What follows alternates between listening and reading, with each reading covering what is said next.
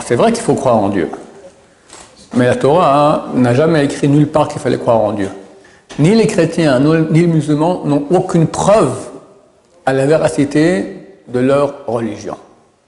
Aucune. C'est des canulars que des milliards de gens ont cru et croient. Et croient.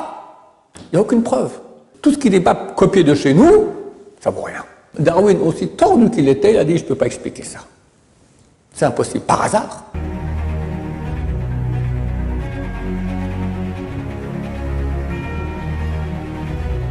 Ce jour dédié pour la protection de tous les Juifs dans le monde entier par rapport à tous les ennemis d'Israël, les ennemis de Dieu, qu'aucun ne soit touché, que tout le monde rentre en bonne santé et heureux à la maison. Amen. La question est de Nathanaël. Je voudrais savoir comment on peut être sûr que la Torah est d'origine divine et que c'est la vérité. Comment est-ce qu'on peut être sûr que la Torah est d'origine divine et que c'est la vérité? Bon, c'est une question super importante. Alors, il y a une erreur commune. Beaucoup de rabbanim parlent de la Emouna. La Emouna, c'est la foi. Croire en Dieu. Alors, c'est vrai qu'il faut croire en Dieu. Mais la Torah n'a jamais écrit nulle part qu'il fallait croire en Dieu. Justement, moi, j'ai du mal à croire. Tu as du mal à croire. Tu as envie d'être sûr. Voilà. Très bien. Alors, maintenant, je t'explique que les gens croient qu'il faut croire. Or, il n'y a pas de mitzvah de ce genre-là dans la Torah. C'est marqué nulle part, ve'emanta, tu croiras. C'est marqué, Ve'adata hayom, tu sauras aujourd'hui.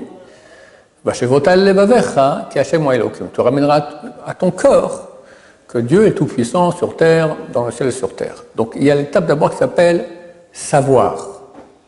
Savoir, c'est pas croire. Si je dis que je crois que tu es devant moi, j'ai un problème psychiatrique. Quoi, je crois? Je sais que tu es devant moi, je te vois. D'accord? La Torah demande de savoir, pas de croire.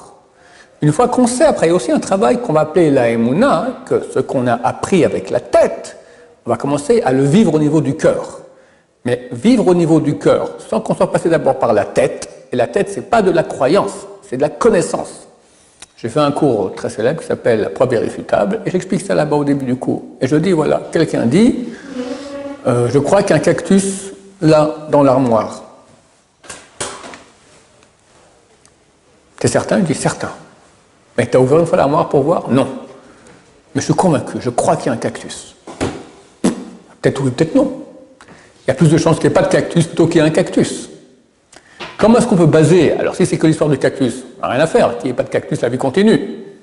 Mais si quelqu'un va baser maintenant sa vie, toute sa vie, tout son comportement, tout ce qu'il est, sur une croyance, peut-être qu'il se trompe. Actuellement, j'ai fait un cours au début de semaine, ça s'appelle Réponse aux musulmans, enfin je ne sais plus le titre qu'on a donné, je m'adresse aux musulmans, d'accord? Je fais aussi des cours dans ce sens aux chrétiens, d'accord? Ni les chrétiens, ni les musulmans n'ont aucune preuve à la véracité de leur religion. Aucune. Et s'ils prétendent, ce sont des menteurs, déjà ils m'ont envoyé, j'aurais dit souvent, je suis prêt à... On m'amène une seule preuve. Une, c'est pas beaucoup, hein, une, solide vraiment, totale, je me convertis à cette religion, je fais des séminaires pour eux. J'ai été assailli de preuves qui valent absolument rien. Ça frise la bêtise et des fois même c'est la preuve que c'est parce que s'il y a aussi une erreur, donc tout le bâtiment tombe, d'accord? S'il y a une erreur dans le Coran, une erreur dans le Nouveau Testament, alors tout tombe, c'est-à-dire que c'est pas divin. Il y a beaucoup d'erreurs et aucune preuve. Par contre, les dirigeants de ces religions parlent à leur peuple, aux adeptes de cette religion, un langage de foi, de croyance. Et ils sont complètement convaincus d'être dans le vrai, sans aucune preuve. Et c'est vraiment une foi. Ou dans l'idole des chrétiens, ou dans Mohammed, d'accord, mais ils y croient. Et moi je dis, et les gens sont choqués quand je dis ça, mais je dis écoutez, on n'est pas pour se faire des caresses ici, on est pour parler honnêtement, gentiment, sans agressivité. Je dis ce sont les deux plus grands canulars de l'histoire. C'est des canulars que des milliards de gens ont cru et croient. Il n'y a aucune preuve.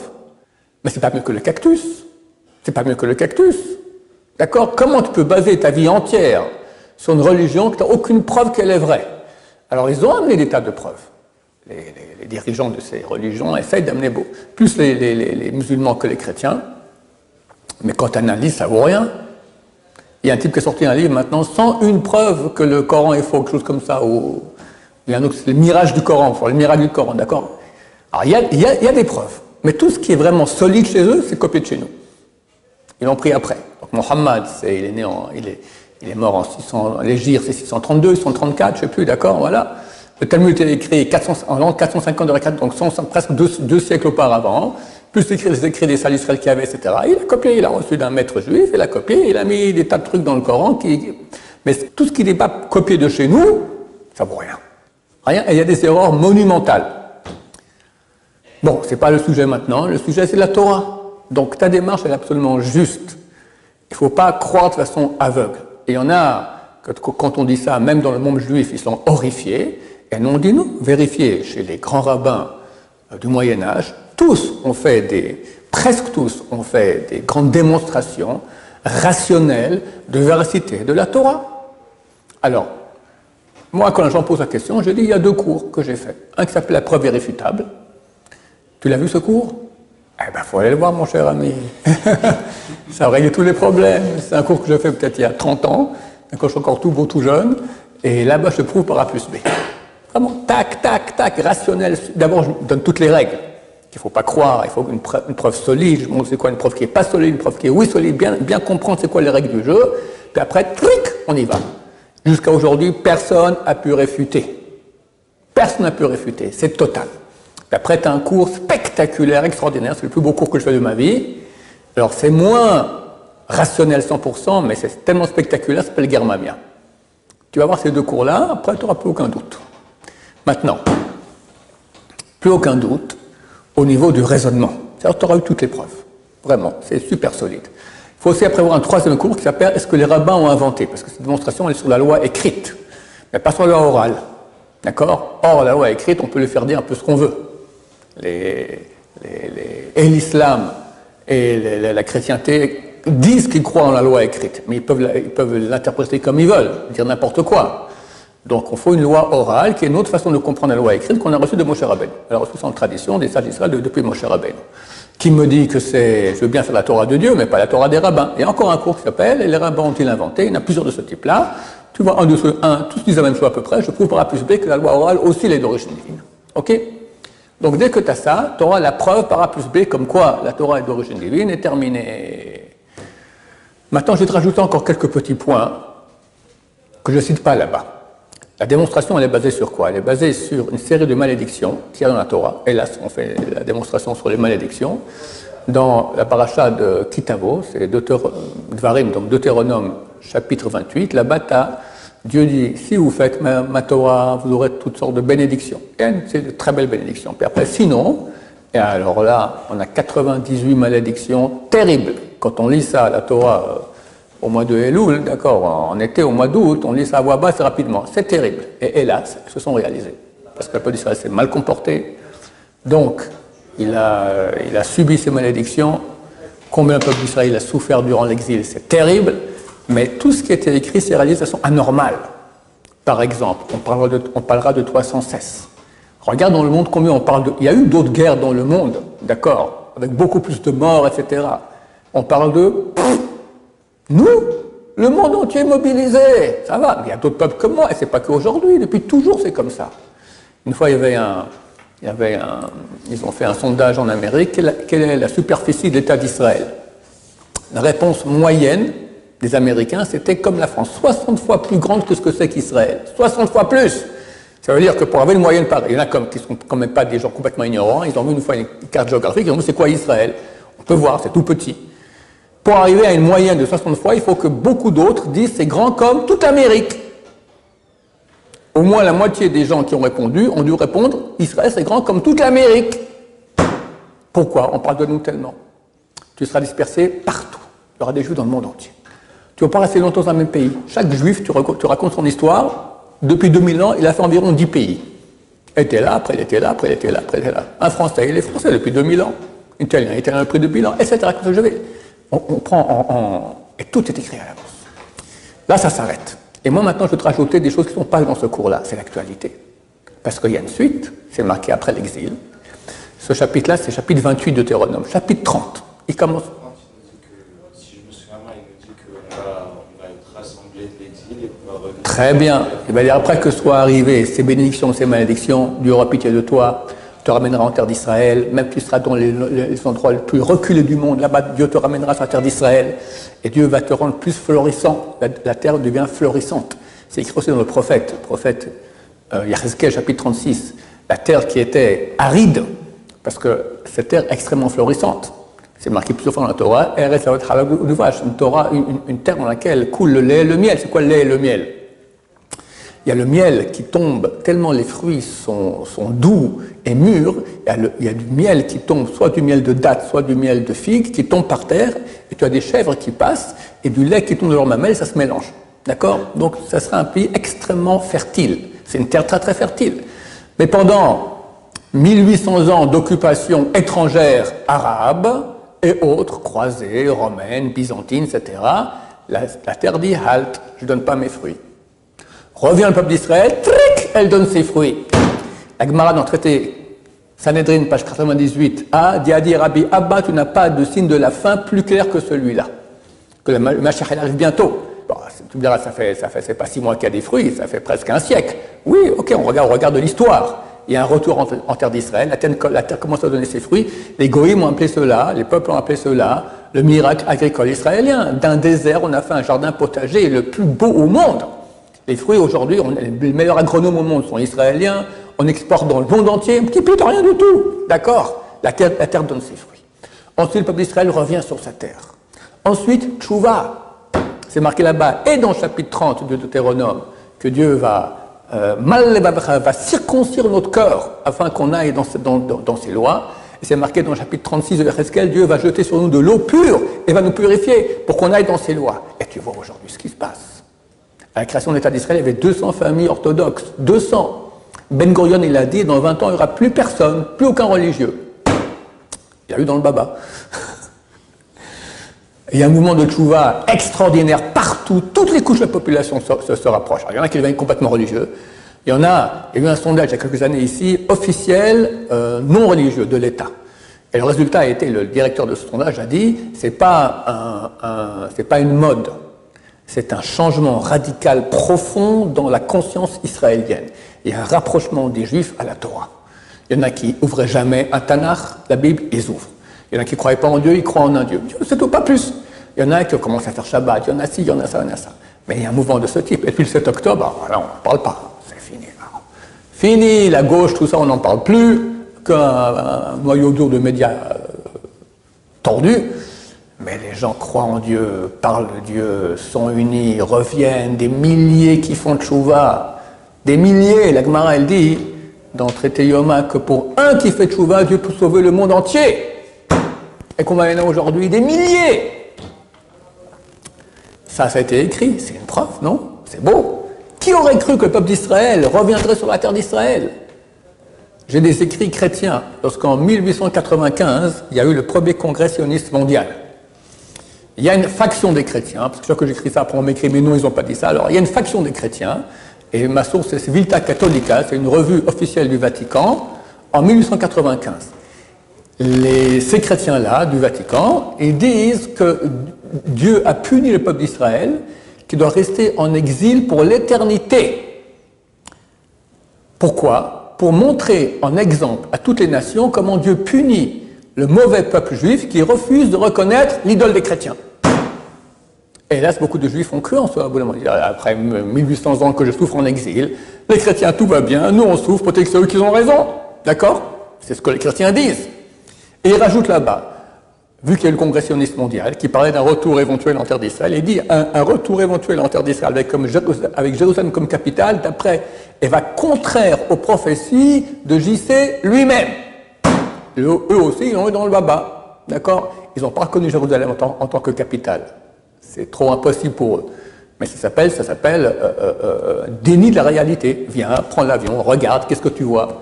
Non, c'est un mirage, je vois des palmiers dans le désert. Non, moi, il y a une ville ici entière, Jérusalem, on y est, d'accord? Donc tout ça, ça a été écrit que ça aurait lieu, et c'était incroyable. Plus que cela, comment le peuple d'Israël il survit en exil. Il y a un grand rabbin, la grande génération s'appelle Rabbi Yaakov Ben Zvi Emden, le Yabes on l'appelle. Il a écrit un sidour, s'appelle Sidour Bet Yaakov. Là-bas, il écrit Chai Hashem, je jure que chaque jour qui passe dans l'exil et qu'on survit, c'est plus grand que tous les miracles qu'on a vus en Égypte. En Égypte, ce n'est pas des petits miracles. Les 10 plaies, tous les premiers-nés, un mini pouf, meurt. Il a traversé la mer Rouge, etc. C'est un miracle extraordinaire. Il dit, c'est rien. Que le peuple d'Israël survive en exil, qu'à chaque génération, quelqu'un se lève pour nous anéantir, ça n'a jamais raté. Il n'y a pas une génération, pas quelqu'un qui a dit, nous voulons la fin du peuple d'Israël. Ça n'a jamais eu. Dans les deux sens, ça n'a jamais eu qu'il n'y en ait pas un qui a dit comme ça, ça n'a jamais eu ce qu'il a voulu dire. D'accord? Pour finir, lui, il a disparu et nous, on a continué. Et alors, il est où le bon Dieu? Tu ne le vois pas? C'est énorme! C'est énorme! Et on revient en terre d'Israël, et à la tchouva, qu'est-ce que tu veux de plus? Ça suffit, hein, entre nous. Tu les as eu, tes preuves. Mais voilà quand même ces cours-là. Voilà. Maintenant, ça, c'est le travail facile. Ce qui est dur après, c'est Vayadata, tu sors aujourd'hui, va chez Votel la Vera, tu ramèneras à ton cœur. Vivre la chose. Vivre la chose. Et ça demande un grand travail de purification. Parce qu'en fait, les choses qui font qu'on n'arrive pas à croire à la Torah, c'est en fait les péchés qu'on a faits. Il y a un peuple, on ne sait pas qui il est aujourd'hui, on pense qu'il y en a beaucoup en Iran, beaucoup dans le Hamas, beaucoup dans le Hezbollah, il s'appelle Amalek. Amalek, c'est le premier peuple à venir se battre contre le peuple d'Israël, et il y a une promesse qu'à la fin des temps, il va disparaître, et la Mashiach il vient. Attends, Amalek, c'est le substrat du mal. C'est vraiment, il n'y a rien de bien là-dedans. C'est que mal, et Dieu demande qu'on les anéantisse. Alors, on ne sait pas qui c'est, mais si on sait un jour, il faut aller tous les anéantir. Comme aurait dû le faire le roi Shaoul, le premier roi du peuple d'Israël. Il a tous tué, sauf le roi de Amalek, et de lui est sorti Haman, Adolf Hitler, etc. Amalek, valeur numérique, 240. Comme un autre mot en hébreu, safek. Safek, c'est le doute. Quand quelqu'un a des doutes, ça veut dire qu'en lui, il a une touma, une impureté de Amalek, qui lui amène ces doutes-là. Il faut comprendre que tous les doutes qu'on a proviennent, bien qu'on sache. Si on ne sait pas, alors ok, peut-être c'est logique de vouloir poser des questions. Oui, peut-être, je ne sais pas si c'est vrai. Mais une fois que tu as eu la démonstration, puis c'est clair, tu as posé toutes les questions, on t'a répondu, c'est bon, c'est démonstration totale. Au niveau du cœur, tu pourras avoir encore des doutes. Mais comment ça se fait? La tête a été convaincue. Parce que le corps, ce n'est pas la tête. Le corps, il lui faut d'autres choses. Il lui faut un ressenti. Et ce ressenti, il provient de la pureté de la personne. Maintenant, bon, on est tous purs, mais on n'est pas totalement purs. Et le non pur qui est en nous, il envoie aussi des messages comme ça, et qui te dit peut-être que oui, peut-être que non, peut-être que... D'accord, c'est pas forcé. Je me souviens dans ma jeunesse, une fois, pendant Kippour, pendant 4 heures de Kippour, j'avais des doutes terribles. Pendant Kippour! Ça va, moi je suis un croyant, je sais faire tout voir aux gens, d'accord?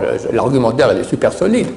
J'ai été pris. Et ma femme m'a raconté qu'elle aussi, aux mêmes heures aussi, elle a eu ça. On doit être connecté. Bon, c'est passé, Baruch Hashem. Mais c'est possible.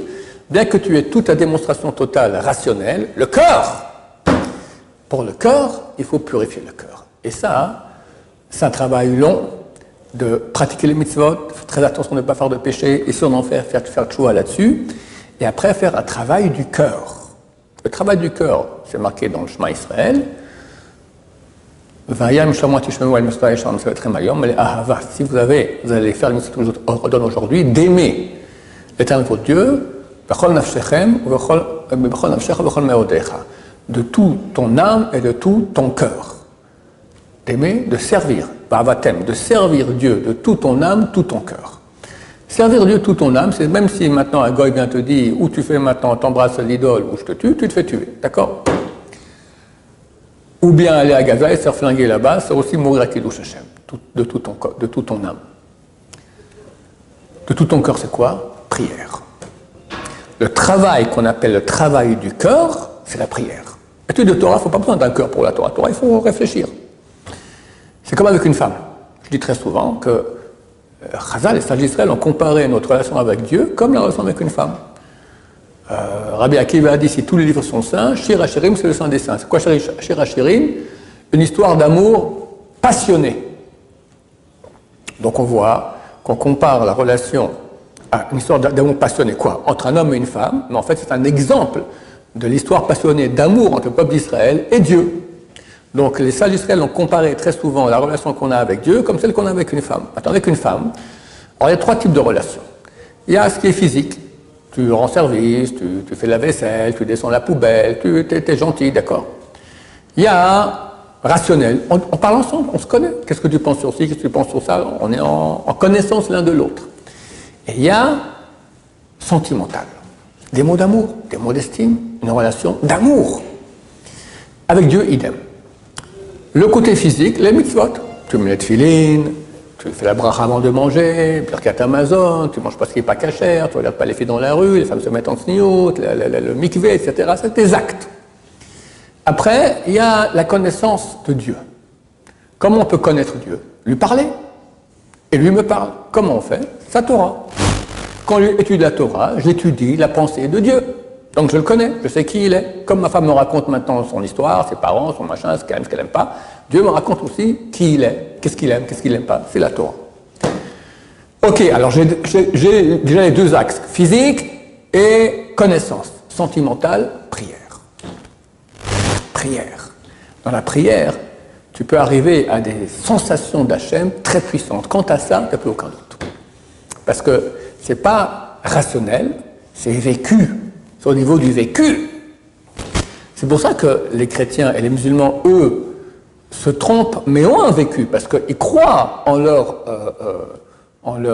erreur. Mais ils y croient, donc il y a un vécu. Nous, on veut ce vécu, mais vu qu'on ne veut pas avoir un faux vécu, alors on va d'abord prouver avec la tête que c'est ça et pas le reste. Une fois qu'on sait que c'est ça, alors on va mettre un vécu là-dedans. Quand tu auras des doutes, tu diras, au niveau rationnel, j'ai eu la démonstration, c'est bon. Maintenant, au niveau du vécu, pour ne pas avoir ce type de problème, alors il faut faire tchouva, il faut beaucoup prier, et aussi travailler sur l'amour de Dieu. On vient d'étudier maintenant dans le Mesat Yesharim que si quelqu'un prend quelques minutes par jour pour réfléchir à toutes les bontés que Dieu lui fait. Et comme j'expliquais durant ce cours-là, Chazon Ish a dit, il n'y a pas d'ennemi pire du bon juif que l'habitude. L'habitude, ça rend tout gris, sans valeur. Tu te lèves le matin, mais c'est un miracle. Tu vois. Tu sais ce que c'est qu'un œil? Tu sais combien de bonté Dieu a donné pour qu'on puisse voir? Et tu as 2 yeux, tu peux voir en relief. Il y avait un tordu immense, il s'appelait Darwin. Et lui, il a inventé une théorie tout aussi tordue que lui, l'évolution. Ça veut dire qu'il y avait des molécules qui se sont rencontrées un bon jour, puis ça fait un unicellulaire, qui a fait un protozoaire, qui a fait un multicellulaire, qui a fait un plancton, qui a fait un... etc. À la fin, il y a eu des poissons, ils sont devenus des serpents, ils sont des oiseaux, ils sont devenus des péridoctiles, et pour finir, hop, l'être humain. D'accord? Qui lit le monde? Ok. Mais lui-même a dit, ma théorie bloque sur un point, l'œil. Tu as des cellules. Et tout à coup, par hasard, des millions de cellules se mettent ensemble dans une sphère parfaite. D'un côté, tu as des cellules qui sont photosensibles. D'un côté, tu as un trou à la bonne distance pour que la photo puisse passer comme ça, par hasard. Darwin, aussi tordu qu'il était, il a dit, je ne peux pas expliquer ça. C'est impossible. Par hasard. Ça montre qu'il y a une induction, ça montre qu'il y a une volonté qui a fait que les cellules se mettent ensemble pour créer un œil. Et tu en as 2. Et bien, Hachem qui voit. Combien on doit remercier Dieu? Alors, ça fait une des 18 bénédictions qu'on dit le matin, pour Kachivrim, qui ouvre les yeux des aveugles. Tu y as pensé? Abba Saleh, le matin, il disait les Birkot HaShachar, ces 18 bénédictions lentement. Remercier Dieu. Je vois, je marche, je vais aux toilettes, je digère. Je me réveille le matin, il n'y en a qui ne se réveillent pas le matin. Mais, et puis après, Baruch Hashem. Alors, même ceux qui ne sont pas en santé, en bonne santé, ok, mais il y a une grande partie du corps qui est en bonne santé. Il y a combien de bienfaits Dieu fait avec nous? Il nous a créés juifs. Et il nous a donné la Torah. On fait partie des juifs qui connaissent la Torah. Moi, je ne connaissais pas avant. J'ai connu, c'est un cadeau énorme. Et puis maintenant, je peux me rapprocher de Dieu, lui parler, et il m'écoute. Et il m'a amené en terre d'Israël. Ils vont m'amener encore d'autres bientôt, il va amener Mashiach. Mais il y a de quoi danser non-stop toute la journée. Merci, merci, merci, merci, merci, merci, non-stop. Quelqu'un qui réfléchit à ça, il devient amoureux de Dieu. Mais, comme on expliqué dans ce cours-là, il faut prendre 5 minutes par jour. Très, très dur. Tu essaieras sec. Si tu fais ça, il est mort. Non, plus tard, oui, demain, maintenant. Bien, tu t'assieds les 5 minutes, tu commences à penser à ci, à ça, à la banque, machin, tout ça, bon, elle est terminée. Aïe, aïe, aïe, aïe, aïe. Mais fais-le, si tu le fais, tu deviens amoureux de Dieu. Et c'est ce que Dieu veut. Toute l'histoire de la Torah, c'est une histoire d'amour. Dieu veut une relation d'amour avec lui. Tout le monde sait la profession de foi du peuple juif. Shema Israël, Hashem Elokeinu Hashem Echad. Écoute Israël, l'éternel est notre Dieu, l'éternel est un. Ok, Dieu est un, on est monothéiste. Ok. Et alors? Et alors? On oublie la suite. Et alors? V'ahavta et Hashem Elokecha. T'aimeras l'éternel ton Dieu de tout ton cœur. C'est quoi tout ton cœur? Le Rambam dit plus qu'un homme qui est malade d'une femme, malade d'amour d'une femme. Il pense à elle quand il se lève, quand il se couche, quand il mange, quand il boit, il fait ouh, il n'est pas là, il est avec elle. Plus que cela sera l'amour de ceux qui ont l'amour de Dieu. Donc c'est un niveau d'amour phénoménal. Alors il ne faut pas commencer par ça. Je lui dis c'est un secret qu'on dévoile lentement aux gens, progressivement comme ça. Commence à servir Dieu par amour. Parce qu'au début, on ne peut pas servir Dieu par amour. Tu dis à un enfant, on sert Dieu par amour, il ne sait pas de quoi tu parles. On dit, il y a le paradis, puis il y a l'enfer, tu auras une bonne vie, tu auras la santé, tu auras ton bac, tu auras ton permis de conduire, oh, des trucs comme ça. Puis après, il faut dépasser ça. Après, arriver à faire la chose uniquement par amour de Dieu. C'est le but. C'est un niveau. Quand Mashiach reviendra, c'est écrit qu'il n'y aura plus de tchouva, on ne pourra plus faire tchouva. C'est maintenant qu'il faut faire tchouva, se repentir. Alors Besson Abachou il pose la question, mais c'est impossible parce que la tchouva c'est une des 613 lois de la Torah, et c'est marqué que quand Mashiach revient, aucune des lois de la Torah va être annulée. Alors comment on ne pourra pas faire tchouva? Alors il dit, il n'y aura plus de tchouva par crainte, mais il y aura encore tchouva par amour. On va grandir dans l'amour de Dieu sans cesse, sans cesse, sans cesse. C'est marqué qu'à l'époque messianique, chaque jour sera 24 fois plus intense que le jour d'avant. Mais commence maintenant. Et quand tu as développé un amour au niveau du vécu, ben c'est fini. C'est comme quelqu'un qui rencontre une femme pour éventuellement se marier avec elle. Il a beaucoup de doutes. Oui, non, oui, non. Du coup, tac, ça arrive à un moment, tric, comme ça, c'est très soudain, et il devient fou amoureux d'elle. Il n'a plus de doute. Non, mais tu n'avais pas tellement son nez. Ouais, non, mais je fais plus attention à ça. Il y avait ses beaux-parents. Là, c'est fini, je suis amoureux. D'accord? Donc, tous tes doutes, quand tu seras amoureux de Dieu, balayé. Et c'est le but. Le but, Dieu veut une histoire d'amour avec nous. Il veut une union. Il nous aime et il veut qu'on l'aime. D'ailleurs, c'est très actuel. On va finir avec cela. C'est écrit qu'à la fin des temps, 2/3 du monde va disparaître. Il y aura une grande guerre mondiale que nous pensons très prochaine. Bezrat Hashem, il n'y aura pas 2/3. Déjà, les grands d'Israël ont écrit, tous les peuples qui ont aidé le peuple d'Israël à venir sur sa terre ne seront pas autant touchés et peut-être pas touchés du tout. Or, déjà l'Amérique et la Russie, qui n'étaient toujours pas d'accord pour le vote de novembre 47 pour que le peuple juif reçoive une partie de la terre d'Israël, les deux étaient d'accord. Déjà, l'Amérique et la Russie. Et d'autres pays qui ont aidé beaucoup le peuple d'Israël à venir sur sa terre. Mais il y aura néanmoins une guerre et une sélection. Et après, c'est marqué que ceux qui vont rester, Dieu va les affiner comme on affine l'or et l'argent. Et ils diront, tu es mon Dieu, et Dieu dira, vous êtes mon peuple. Donc le but, c'est de se rapprocher de Dieu. Tu es notre Dieu. Voilà, on n'a que toi. Et Dieu dit, je n'ai que vous. Une histoire d'amour. Quand on va commencer à devenir amoureux de Dieu, il n'y aura plus aucun doute. Bezrat Hashem. Baruch Adonai, l'olam, amen, amen.